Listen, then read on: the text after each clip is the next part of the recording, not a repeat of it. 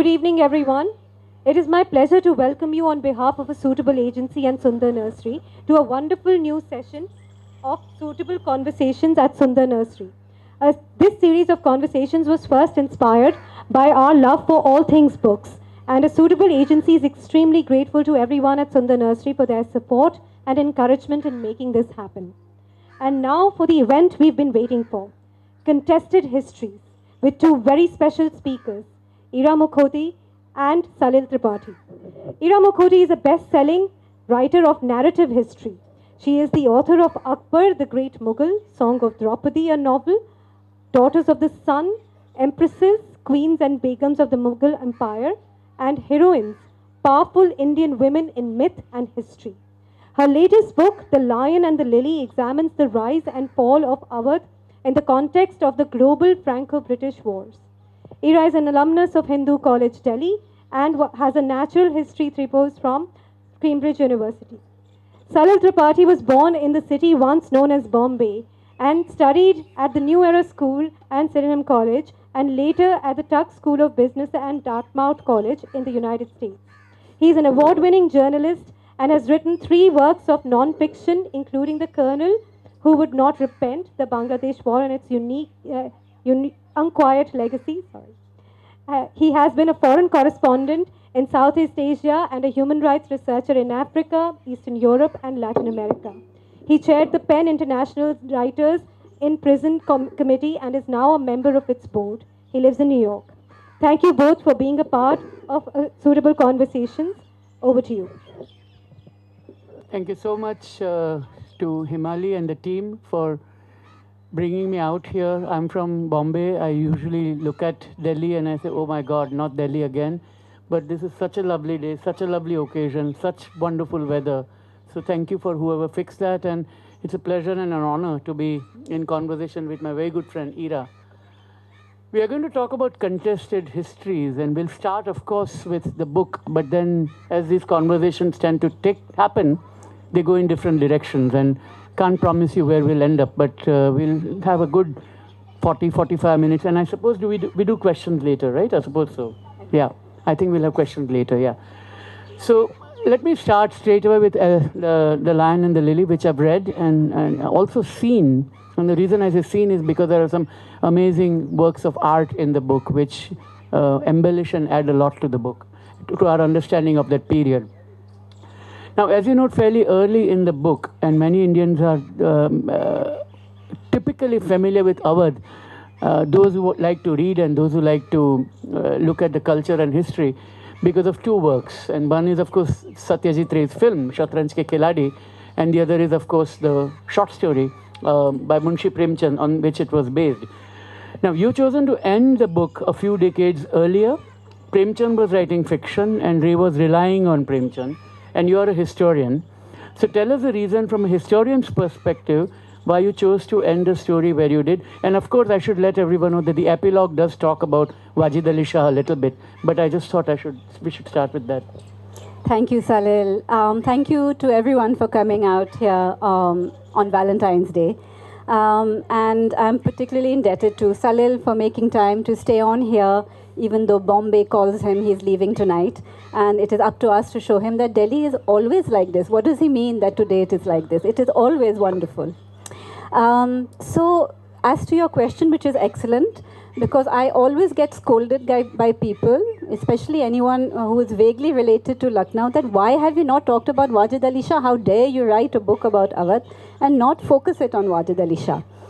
Now, the thing is that with this book, the answer is in the title. It's the rise and fall of Awadh. How did this land that came to be known as Awadh come into existence? I wanted to trace the genesis of this area, what was happening in the 18th century that led to a place like Awadh. I felt that that was the place that we didn't know much about. So what happens in Awadh, as was happening in many parts of India, is that the Mughal emperor, the center, was no longer holding fast. After Plassey, after the Battle of Buxar, the Mughal emperor had been shown to be the sort of puppet emperor with very little actual power. And slowly all these governors who used to be sent around the country every 2 or 3 years, they had a posting. So you stayed some years in Bihar, sometime in Bengal, then you were sent to the Deccan, then you were brought back to Lahore. So you were sent all around the country so that you wouldn't form very strong local roots, so that you could never rise up in opposition to the Mughal emperor. And you had to send revenue back to the center. But once Battle of Buxar happened, Plassey happened, these governors started realizing that the Mughal emperor had no way to enforce this sort of ruling anymore. So slowly all these governors became independent and became hereditary. This was something that never happened before the 18th century. So whether you had Mysore with Hyder Ali and Tipu Sultan, Hyderabad as well with the Nizams, in Bengal, of course, and Awadh. So you start with Saadat Khan, who comes in from Persia, and he is given the posting of Awadh as a punishment because it is a very hard area to rule in those days. And he is told, you have not done very well with this Jat rebellion, you go and get your posting in Awadh. But he slowly makes it a much more prosperous place, and he brings his nephew from Persia also, Safdarjung, who is buried here in Delhi. And then Safdarjung makes his son Shuja-ud-Dawla. So Awadh becomes a hereditary posting. It is no longer something to be assigned to different subedars one after the other. So I wanted to show the different processes that were happening in the 18th century that led to the rise of these independent subas. You know, the way I write, and Salil as well, we are not here to lecture. We are not writing scholarly books that are going to be read in the way, unfortunately, school texts are read. We want a story. So I wanted a story that would bring all these very exciting elements that were happening in the 18th century, which led to which had the possibility of the rise of these subas. And then within those 100 years of the 18th century, this in fact comes to an end, because after Asaf-ud-Dawla, who had wanted his adopted son Wazir Ali to be Nawab after him, this is the first time that the British interfere. And they come on the calling of Saadat Ali Khan, Asaf-ud-Dawla's half-brother, who tells them that this Wazir Ali is no son of Asaf-ud-Dawla. He is just the son of a carpet spreader, a very ordinary person who has been brought into the palace, and the Nawab has adopted him, but I wish to be Nawab in his place. For the first time, the British are able to interfere, and they put their own man, who is Saadat Ali Khan, and from this time on, the end of the 18th century, they are able to control the Nawab. So this is the end of the independent Nawab of Awadh, which is why I wanted to show this period, the rise and then the fall. And 1803 is more symbolic because it is the date on which the British were able to finally capture the Mughal emperor himself here at Delhi. So all through the 18th century, various people, the Marathas, the Jats, the Afghans, the Nawabs of Awadh were trying to control the Mughal emperor, because though he had no real political power, he was still culturally and symbolically extremely powerful. They all wanted to align themselves, at least in theory, to his name under his banner. And in 1803, finally, it is the British who do that. And from then on, it's the end of the independent Mughal Nawabs, independent Mughal Pachas, and the independent Nawabs. So just listening to your two thoughts occurred to me, so I'm going to deviate from the script and bring those in. Because, you know, you're talking about the so-called twilight period between 1707, when Aurangzeb dies, all the way up to 1857, which we have not yet gone, but Wajid Ali Shah is a lead up to that, indeed.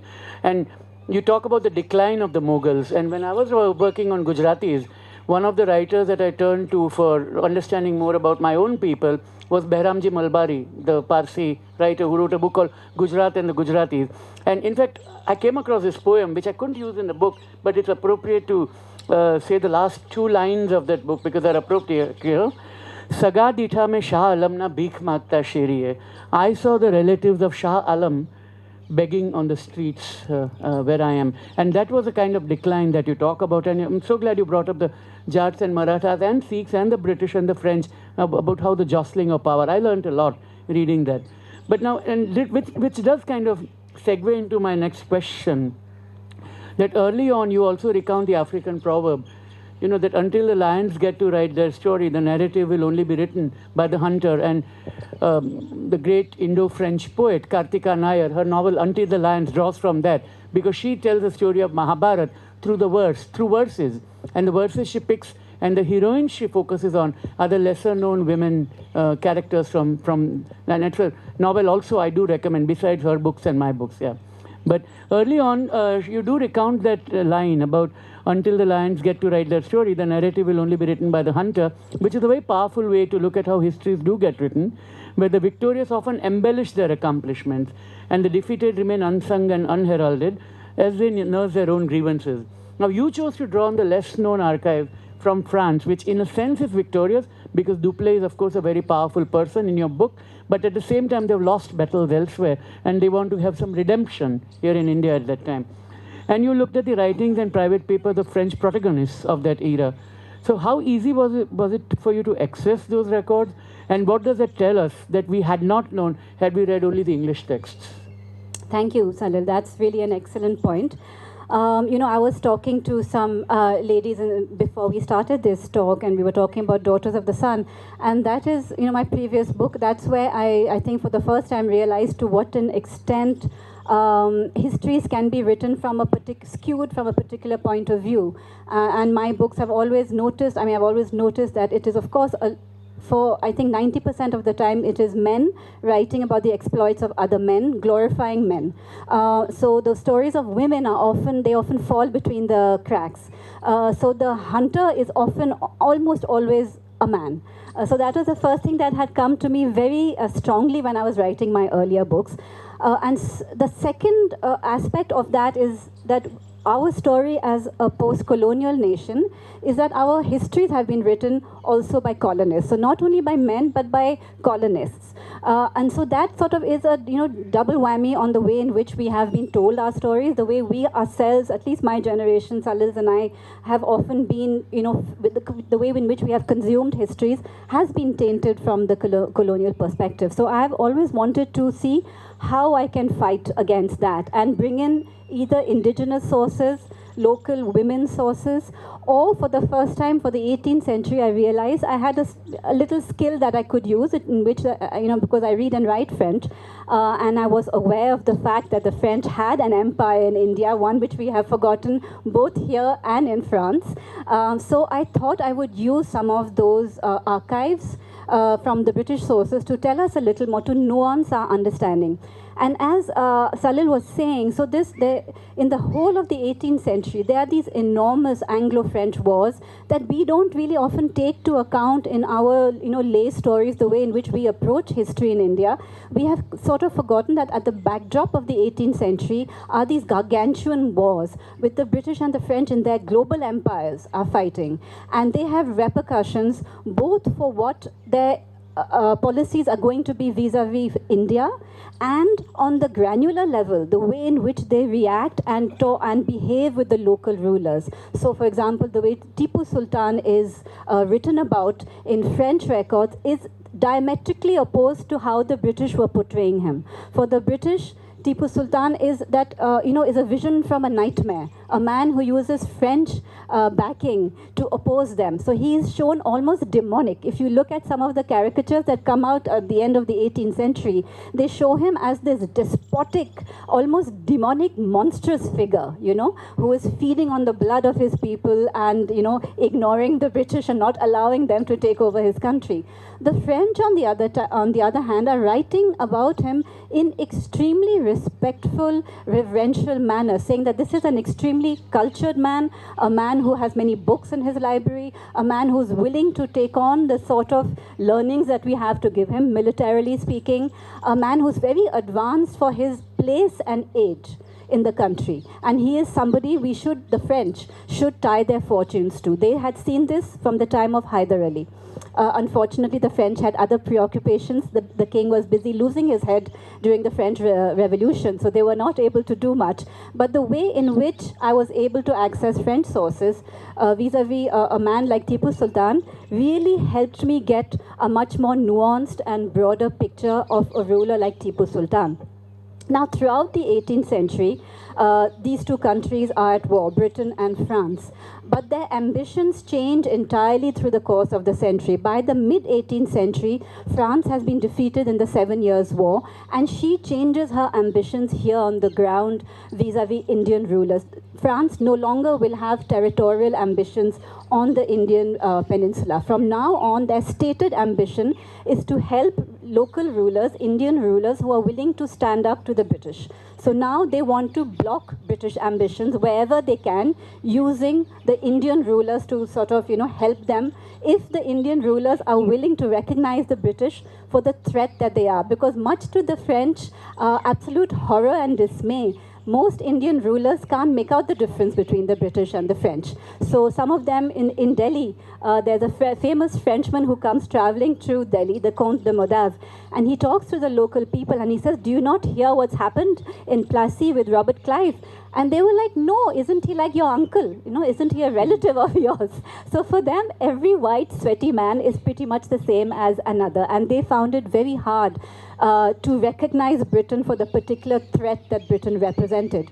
And so by accessing these sources, which were, incredibly hard to get, Salil, to come back to your point as well, is that for Indian scholars working from India, these sort of sources would be completely unheard of, because firstly, we don't come across them in our historiography. So nobody will say, go to these and this archive, to this and this museum, and you will find sources. I had to find lots of other ways. Other friends who had, William Dalrymple told me about one particular source, and then I went and tracked down that family archive.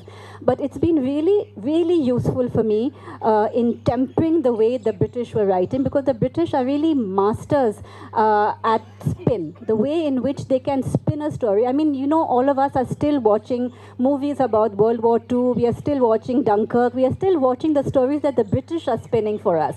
It's the British. It's their imagination. Like Chimamanda Adichie has said, that this is the danger of a single story.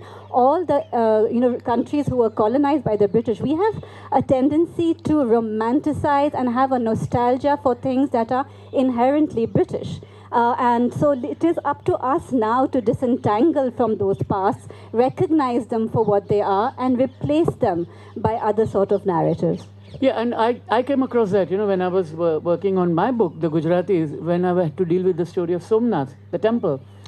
Because I went to a Gujarati medium school and studied in Gujarati, and the story I was told was that Muhammad Ghazni came 16 times, and the 70 times he was successful, and told the pillage and plunder and how he did this and everything. But if you read Romila Thapar's book on Somnath, which also is an Alif publication, when you go into that, you will find that actually it's a far more nuanced and complicated story for two reasons.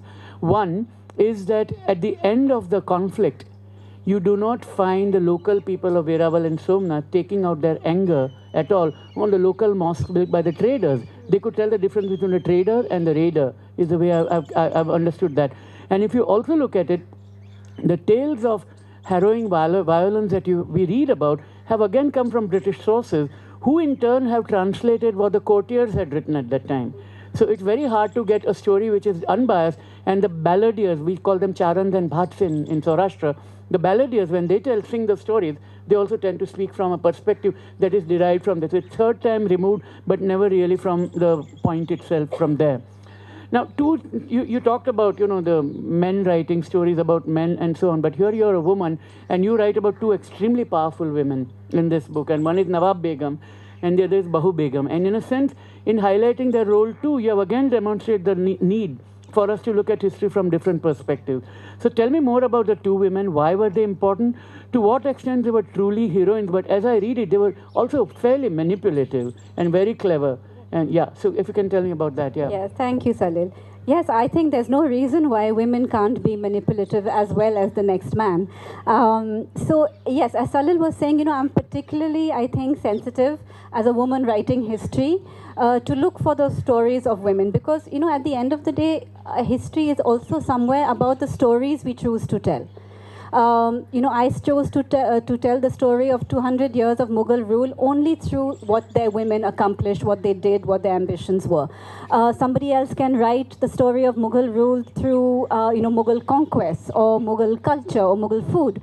So it depends a lot on your point of view, what you set out to write about. And I knew that whatever histories I want to write, I want to make sure that women, if they're around, and women are always around, that they are not forgotten and they're not left on the wayside. And I had been told by Asif Khan Delvi, actually, he conducts heritage tours in Delhi, and he had said to me right in the beginning that whatever you read, first read Mohammad Faiz Baksh's book. He's a biographer, and he wrote about the 18th century Zanana. He was actually a man who was the right-hand man, ADC, of one of the great Khwaja Saras, the eunuchs of these women, the Begums. And so he wrote a story about their lives from within the Zanana, which is a very unique document because we see the story of these Begums, Nawab Begum and Bahu Begum.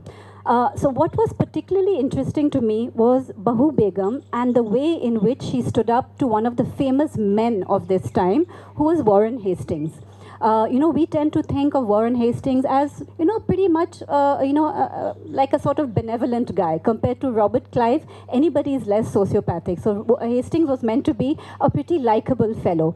But when I was looking at his story in Awadh and the way he deals with the Begums especially, a completely different point of view came to light.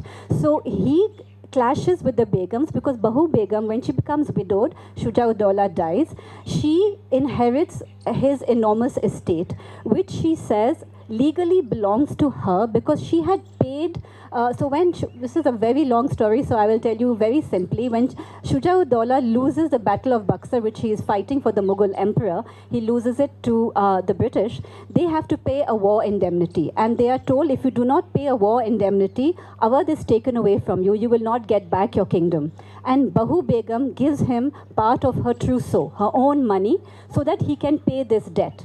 And having paid this debt, he becomes again the Nawab of Awadh. So Bahu Begum is very clear later on when she is a widow, and she says, this country of Awadh belongs to the Nawabs only because I paid that sum of money, and therefore this treasure is mine, not anybody else's, not the British, not even my son. I will continue to rule my Jagirs and continue to rule from Faizabad, which was her capital. And that is what brings her into direct conflict with Warren Hastings, who wants to raise a war chest to fight the American War of Independence. So you see again how events in India in the 18th century are so directly linked to international events, because the Americans are fighting for their independence in 1775 to 1782. And the French helped them. And the French are on their side. So the British have been told, get money wherever you can. That means from India. And one of the places they decide to get it from is Awadh. And Bahu Begum was like, no way, there's no way I'm handing over my cash to you. And so she comes head to head with Hastings, which is, for me, one of the most rewarding chapters of the book was writing about her encounter. But as Salil says, she is pretty hard-hearted about it. She refuses to even pay her attendants. She refuses to disperse money because she knows that the minute money leaves her coffers, the British will track it down. So nobody gets paid for the time that this is happening. None of the elephants, none of the animals in the stables. Everybody is literally starving. At the same time, she's writing letters in which she says, how can you treat us helpless women in this manner? So she's using the gendered language of helpless women, whereas she is the least helpless of women. So Salil is absolutely right. She is ready to manipulate along with the best of them. But I think she had no option when she was faced with a juggernaut like the British East India Company. In the end, she gets back everything. I'm not judgmental. No, I know. But these women were, incredibly powerful.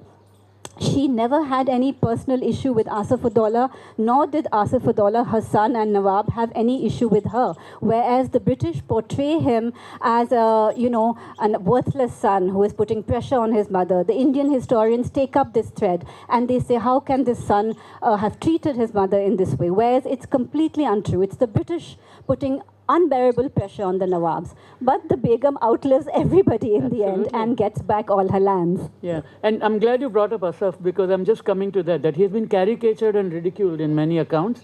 But you point out a far more refined and nuanced picture of the man. And while I mean, you don't write much about Wajid Ali Shah, but that's a similar story too, about how he has been treated.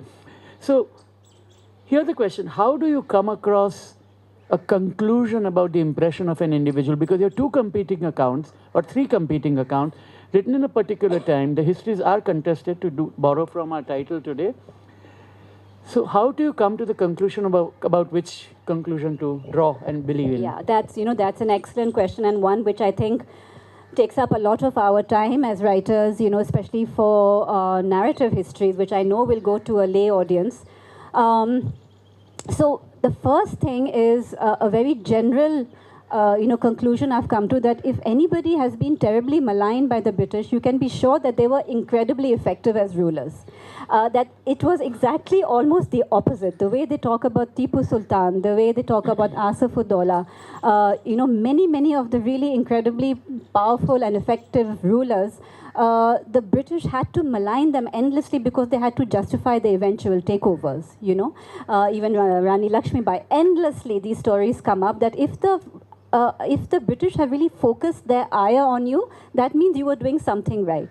But to come back to the point of how you come to a truer conclusion. So I had these ideas about Asaf-ud-Daula, having seen Shatranj Ke Khiladi, having just heard about these nawabs in Lucknow who were so debauched, who spent their time in the harems, who just listened to song and dance. And then I went for a field trip to Lucknow. And just from talking to the normal, regular civilians around there, my point of view was completely changed. Everybody spoke about Asaf-ud-Daula in such respectful terms. They say he is acknowledged as the one who started this whole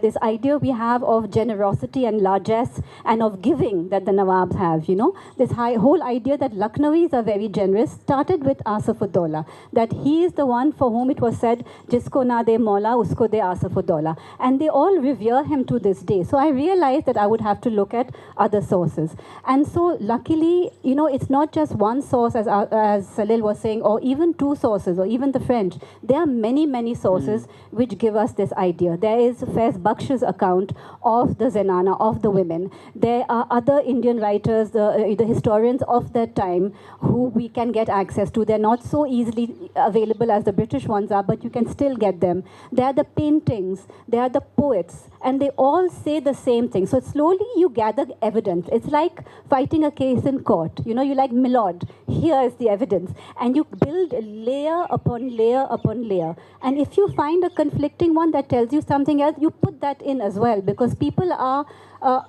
not good or bad. It's not binaries. People are complicated. So you will get an idea where, yes, perhaps he did enjoy his music rather too much, but he was a Nawab. It was his job to patronize music and singing and dancing. This was what rulers did in the 18th century. They spent freely of their money to create a culture around themselves which they could be proud of, which would also be a counterpoint for the Mughals at Delhi, because one of the things that all these Subedars were doing in Hyderabad and Mysore was creating a different, sort of locus for culture, for writers, for poets, for dancers. All of this was revolving around these figures. So if you see many accounts telling you these things, and then you see the way the country was ruled, completely the opposite of what we are told. Awadh was in fact one of the few places in the end of the 18th century which was generating huge amounts of money. And how could that have happened if this Nawab was so ineffectual as the British would have us believe?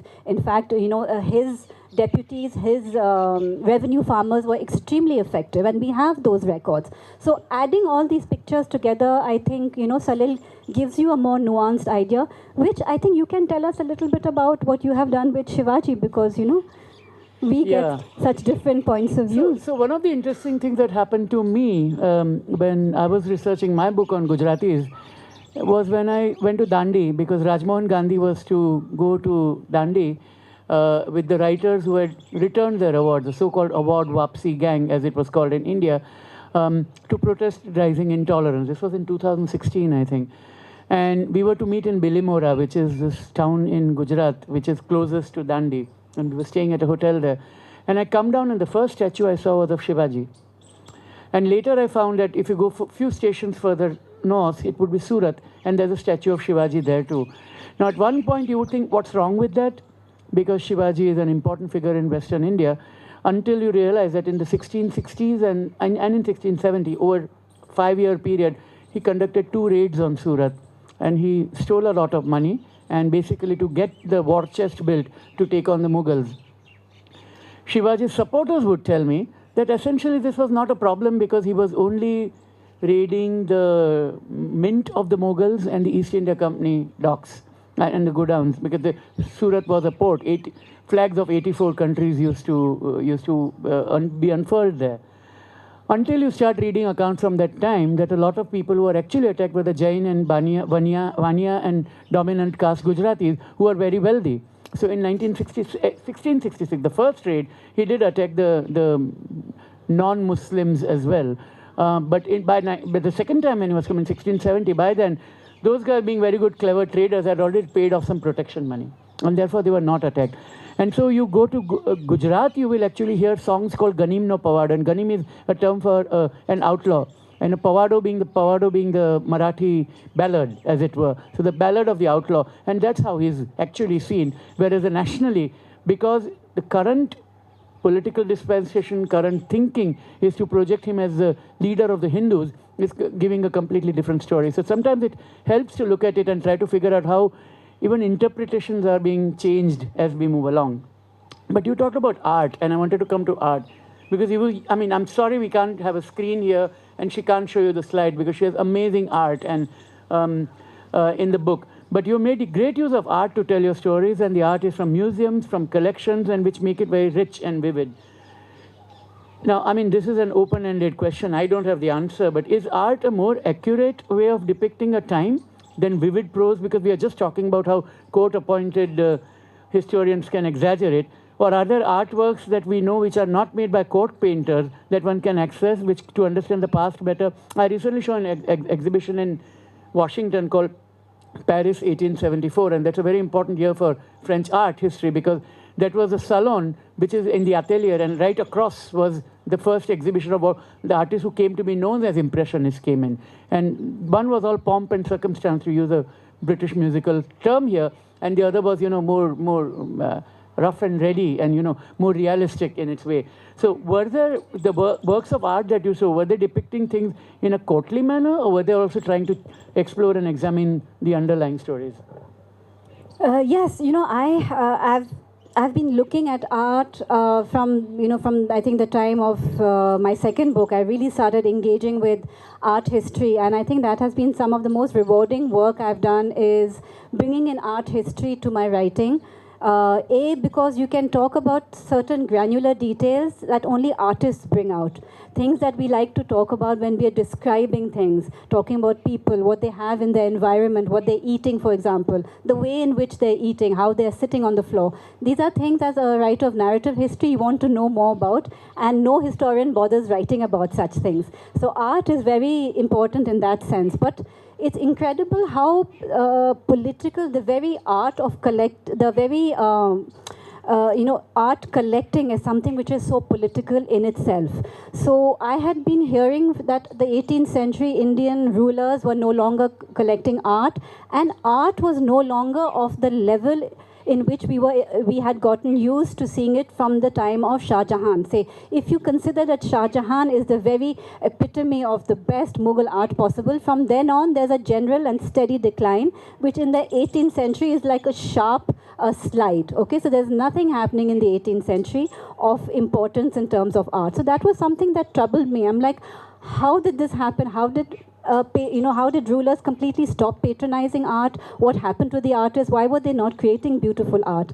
Now, this is something which in the last just 10, 15 years has completely been upturned. So now we are re-evaluating what we are finding, because you must remember, this is something we really forget, is there was enormous destruction in India.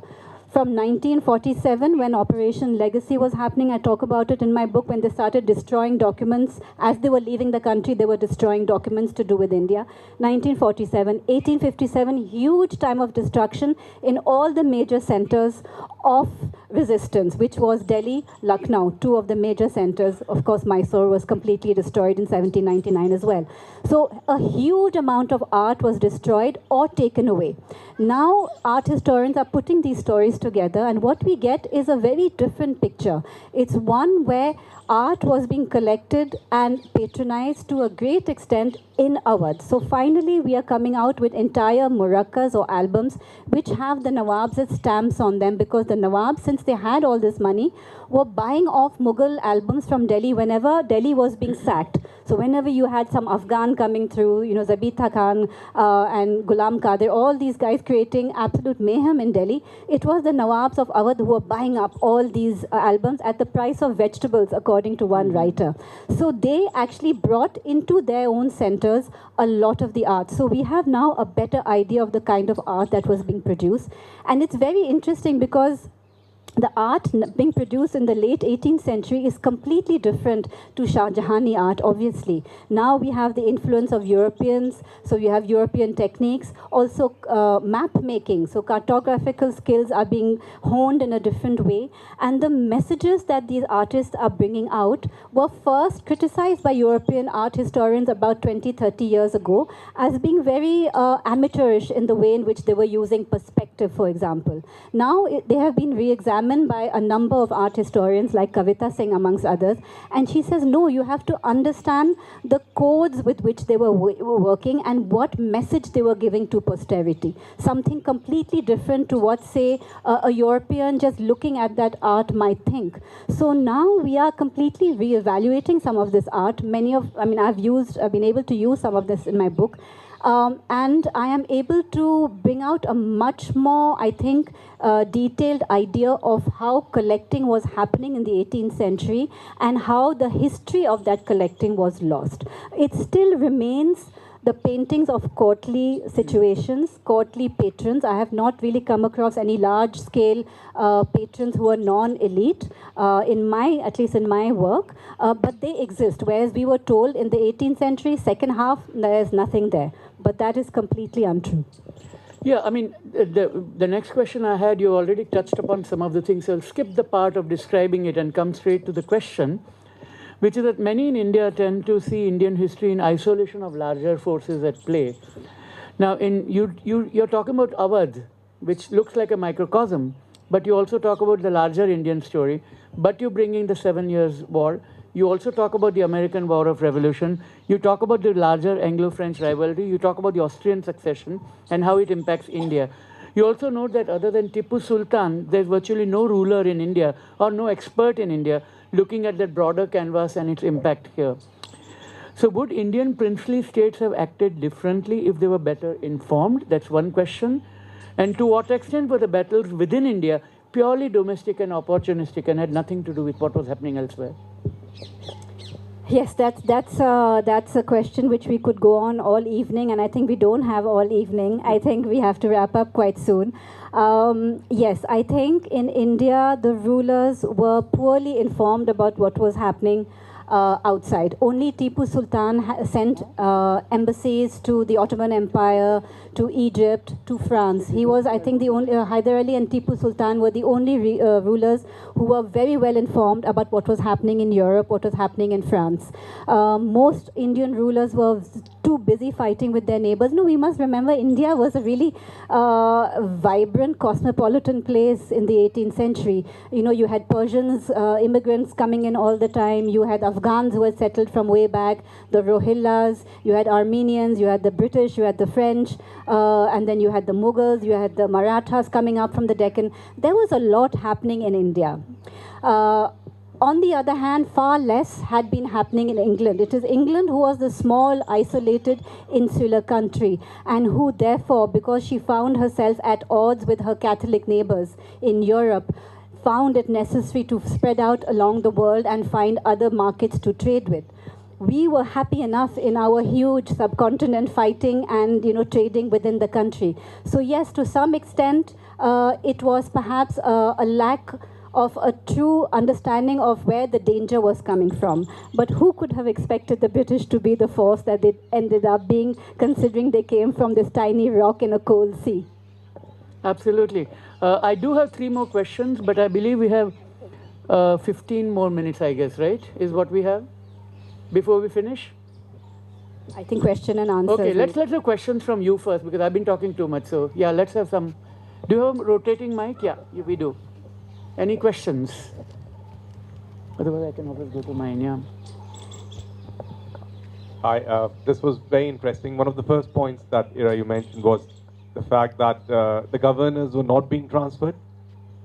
I remember from the middle school books that they stopped being transferred at Aurangzeb's time. So Aurangzeb is just before. So 1707 is the death of Aurangzeb. And all this is happening, it sort of accelerates post 1739. Nadir Shah's invasion really shows the empire to be hollow, the Mughal emperor himself to be hollow. So you're right that governors had started showing that, you know, that they have local forces and if they have been in a place for too long. But Aurangzeb still with his iron will manage to, you know, kind of keep things more or less under control. But once Nadir Shah came in, and then of course the Battle of Buxar, then governors were like completely, absolutely sure that they were not going to be transferred according to the poor emperor's will, and the emperor had no longer any standing army of any worth to enforce his orders.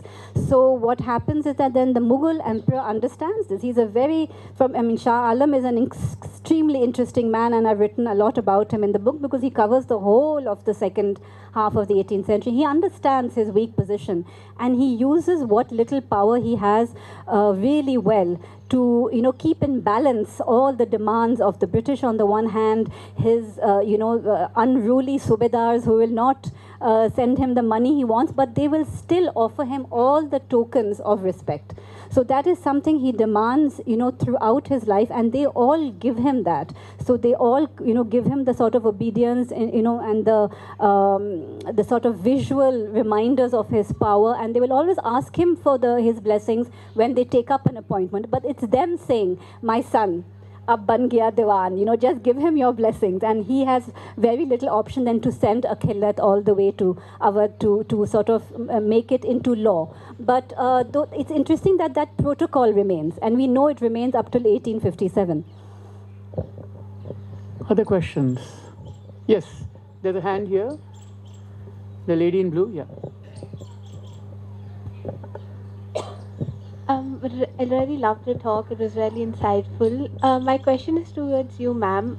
I know you mentioned how while collecting evidence, it's like a court case, you need to collect a lot.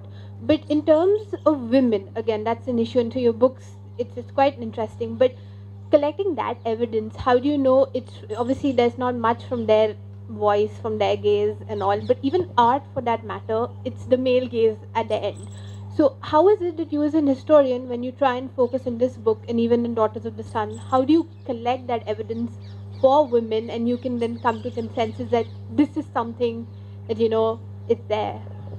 No, that's a really interesting point. And, I think, like when I was writing Daughters of the Sun, what became very clear to me is that it's not that that evidence isn't there. I had been told by, reputed historians, why are you wasting your time on this? When I went about, kind of getting some points of view about this, they were like, you're wasting your time. There's nothing on women. I wrote an entire book on it. So that evidence is there. It's that you have to have that point of view. You have to be seeking things out. Now, we know that Mughal women were in parda. Technically, they were not supposed to be, seen by, the common person, especially from Akbar's time onwards. But I was recently listening to an online talk by this art historian, Mika Natif. And she has put together 9 separate works of art which show Hamida Banu Begum quite clearly, So this is... now, if we think about these early Mughal women, there is actually artwork that depicts them, and yet we are told they have disappeared from our records, And these Mughal miniatures are very much part of our, cultural history. We can access them quite easily. And yet somebody as important as Humayun's wife, Hamida Banu Begum, we are told there's nothing about her. There are 9 separate portraits of her in Mughal miniatures. To that, we can add Gulbadan's biography, which tells us so much about her. Right? We can see her edicts. She has edicts saying certain things. For the other women, they actually have trade ships and they trade, and then they have edicts about their trade ships. So, it's not that that evidence isn't there. You may not find it in one tome. You may not find it very neatly placed in one history book and that you're going to find all the information you want. You might have to traipse around the countryside. I know that for Daughters of the Sun, it was walking around very close to here is the mosque and madrasa of Mahamanga, Akbar's foster mother, milk mother. So a milk mother in the time of the Mughals had the power and the money and the ambition to build the biggest mosque and madrasa complex of her time. So, imagine that. So if you start, that's what I mean by gathering all this evidence. You have to make that extra effort when you're talking about women, because you will not find it neatly recorded somewhere. It will be strewn around very casually. Somebody will say, oh, by the way, have you seen this painting? It shows this woman. Or have you seen this hukum or this edict? Or this woman went on a hajj. I'm like, this woman went on a hajj in the 17th century. It meant she was away for years in very dangerous, circumstances. It means something, right? So that's what it takes. It really, I think it takes that act of that will and that act and effort, which perhaps your regular scholar would not be thinking of doing when material for men, on the other hand, is so easily available. The gentleman in the front here, yeah.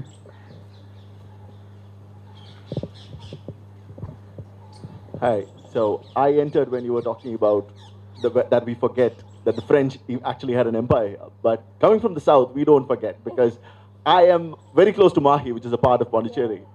And about Tipu, since I worked in parts of erstwhile Mysore Kingdom, and I am from the Malabar, which Tipu actually conquered, we still have complex ideas about Tipu. We have two different, narratives about him. We get narratives from the majoritarian side as well, where he is depicted as this cruel guy who went on rampaging temples and women. So I think history always has this complex side where you will have to look onto both sides. Yes. Yeah. Thank you for that. You're absolutely right. When I went to Calicut recently, I came across fluent French speakers because they had grown up in Pondicherry. So there you go. So I'm very sorry. With a typical North Indian mentality, I said that we have forgotten about the French. Of course, in the South, we have not forgotten about the French. I think all historical figures have to be approached in the way you're saying, that there are shades of grey in every character. And I think as responsible writers, we have to show that. It is incorrect to take one point of view and say they are wholly good or wholly bad. People make different decisions depending on the sort of pressures that they are facing at certain times in the country. So it's important, I think, to contextualize things rather than trying to change the narrative. Show the context. What times were they living in? What was the volatility? What was the violence like? What were people's lives like? And then bring out all these things. Absolutely true that Tipu at the same time destroyed temples. At the same time was the only one defending his kingdom against the British.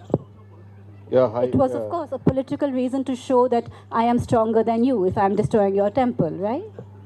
Yeah, hi, good afternoon. Nice, yes. I was just listening to you. Yes, please. Yeah, so you were saying that it's the Brits who brought up Somnath in such a big way, and they in turn depended on the courtiers and what they wrote about, and also the ballads in Gujarat. So basically, are you saying that Mahmud of Ghazni did not raise Somnath to the ground, or are you saying that I'm not saying there is some doubt about that or something? No, I'm not at all doubting that he attacked it. Nor am I saying that it was not attacked later by other rulers. Nor am I saying that Aurangzeb had planned to attack it. My point was simply that the destruction was not as gory and as devastating as it is being made out by the Bhats and Charans and as it is depicted in the British narratives. And the ones that you look at that were written of that time were written by the courtiers who wanted to praise Ghazni. And therefore this entire myth, I don't think we have the time to go into it, but there was this myth created that the gates of Somnath were taken away by Ghazni.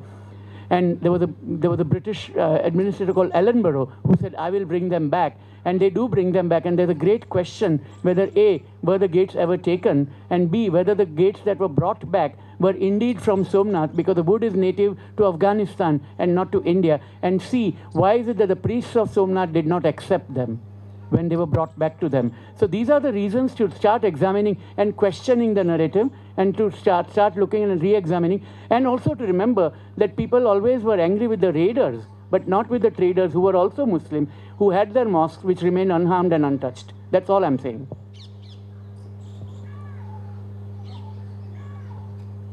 Any more questions?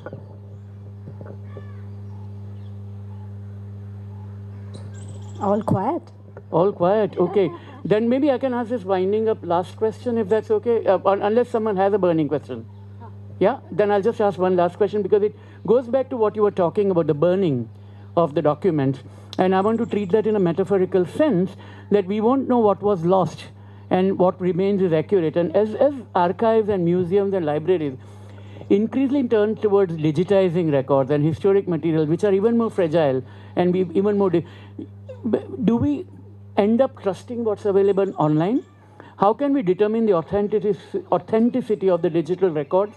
And as a historian, are you concerned about what happens to collective memory, particularly with the spread of artificial intelligence, and what that might do about how we are looking at it? If someone were to come up with something that looks like an authentic, unknown text through using AI means and saying that this is an account of 18th century Awadh, I mean, and there is no paper documentation, and it looks very... Forgery is an old story, so it's not something that only the technology, but it can make it very sophisticated. So what do we have to guard against, and how? Yes, that's, I think, a troubling question, Salil, you are leaving us with. Digitization per se of museum records, at least, I find a very positive thing, because especially all the big museums of the world, I know, are working very hard to put a lot of their materials online, and a lot of those materials are Indian origin materials. We know that a lot of our art and our manuscripts were taken abroad, so to be able to access that from India for an Indian scholar is amazing. And if it's coming from a museum, you can be quite sure, I mean, these people are professionals, they are working according to certain standards. They will put everything, they will try and put provenance as much as possible, and that's the key question. Where are you getting your material from? What is the paper trail that has led it to this particular museum? So they tend to do all of that well. So you can access that material in relative, security, knowing that this material is what it is claiming to be. Now, you can always contextualize it and bring it to life in different ways. That's a different question. But AI, what AI is going to do is an altogether different question, and one that I think we are going to have to, wrestle with in all fields, whether it's art or writing history or, just negotiating our world around us. We are going to have it. This is beyond my pay grade. I have no clue about how to guard against an AI nawabs of Awadh story. Better you buy mine and be done with it. Absolutely. That's and if we don't understand that past, we'll be condemned to repeat it. That's the other thing I think we should bear in mind. And the other thing about AI, but maybe this sounds like, of course, a human being would say that. But someone did say recently that, if no human being felt worth writing a story and only a machine would, why should human beings bother to read it? And I think that may be one optimistic note on which to end. Thanks very much, Ira. Thank you, Salil. Thank you for doing this so much. Thank you. Thank you so much, and thank you for all that you do, and look forward to your next book. Thank you. Thank you for being here. Thank you, Ira. Thank you, Salil, for that scintillating conversation. And thank you, each and every one of you, for coming out here and being a wonderful audience. There are books back there. You can definitely buy a book. You guys be signing? And you can get it signed also.